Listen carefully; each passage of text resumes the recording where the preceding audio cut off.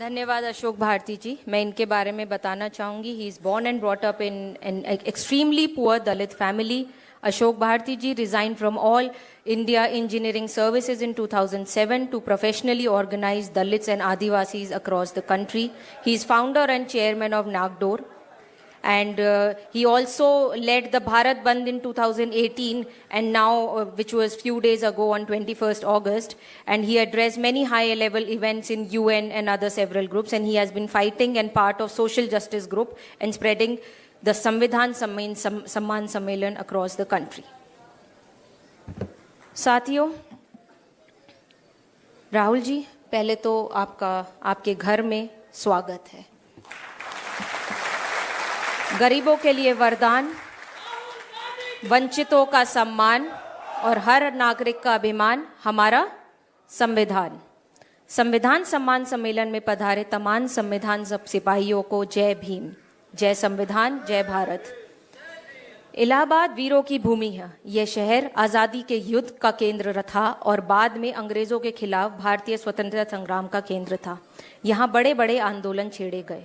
श्री राहुल गांधी जी का आज हम इस धरती पर स्वागत करते हैं, जिनका इलाहाबाद से बहुत पुराना रिश्ता है, क्योंकि ये उनके परिवार और उनकी पैतृक भूमि है।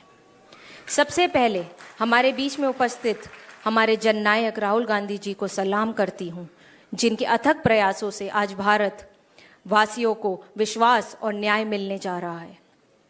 ये कहते हुए मुझे गर्व की अनुभूति होती है कि न्याय योद्धा श्री राहुल गांधी जी ने जब जब सरकार की गलत नीतियों का विरोध किया, हर बार संविधान विरोधी, जन विरोधी सरकारों का मुंह को खानी पड़ी है।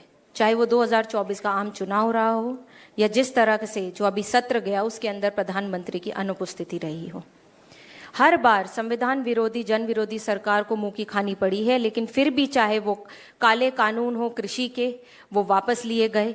केंद्र सरकार ने विभिन्न मंत्रालयों में महत्वपूर्ण पदों पर लेटरल एंट्री भर्ती के जरिए खुलेआम SC, ST, OBC वर्ग में आरक्षण छीनने की साजिश रची। उसकी आवाज श्री राहुल गांधी जी ने उठाने का काम किया। राहुल गांधी जी के नेतृत्व में संपूर्ण विपक्ष ने मजबूती से षड्यंत्रकारी सरकार को पटकनी देने का काम किया है। साथियों, ये जनता की सरकार बनी है। आपने चुनकर भेजा था राहुल गांधी जी को अपने नेता के रूप में। आज हमारे देश में टॉप ब्यूरोक्रेसी समेत देश के सभी शीर्ष पदों पर वंचितों और शोषितों का प्रतिनिधित्व नहीं है। हमें ये लड़ाई और मजबूती से लड़ने की जरूरत है। इस सम्मेलन में हम ये संकल्प ले कि संविधान और आरक्षण व्यवस्था की हर कीमत पर रक्षा करेंगे। मेरे पिताजी श्रद्धेय श्री शरद यादव जी हमेशा एक बात कहते थे कि जो ये संविधान है, ये जिंदा कौमों की इबादत की किताब है। जो जिंदा कौमें हैं उसका एक जीता जागता सबूत है, वो हमारा संविधान है। ये किसी धर्म ग्रंथ से कम नहीं है।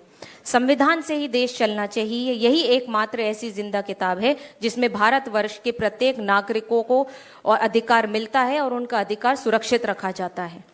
हमने सदियों से ये आज़ादी की नेमत पाई है। सैकड़ों कुर्बानियां देकर हमने ये दौलत पाई है। हमें ये बात भूलनी नहीं चाहिए।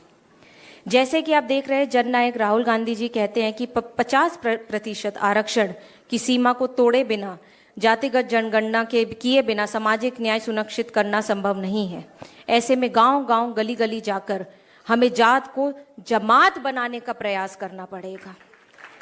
देश की बहुसंख्यक आबादी जब एक छत के नीचे एक संगठित होगी, तभी ये लड़ाई जीती जा सकती है। साथियों, राज सच्ची बोली से चलता है, गोली से नहीं चलता है। संविधान को बचाने के लिए ये लड़ाई हमारे जननायक न्याय योद्धा श्री राहुल गांधी जी के नेतृत्व में हम लोग लड़ेंगे और जीतेंगे भी। दुनिया की कोई ऐसी ताकत नहीं है जो भारत में उसका संविधान छीनने का काम कर सकती है। आप लोग यहाँ आए हैं इस सम्मेलन में। अपनी बात का मैं अंत करना चाहूँगी कि बाबा साहब ने जो दिया हमको मिलकर ये अधिकार है संविधान बचाने का, उसकी परवाह हमें नहीं है कि उसमें हमारे प्राण भी न्यौछावर हो जाए। ये विरासत में हमें बलिदान अपनाना ही पड़ेगा। इस सम्मेलन में उपस्थित तमाम संविधान प्रेमियों को मैं तहे दिल से शुक्रिया करती हूँ। जय हिंद, जय संविधान। और मैं मंच पर जिनको आप लोग सुनने आए हैं, राहुल गांधी जी को आमंत्रित करती हूँ। नेता प्रतिपक्ष राहुल गांधी जी।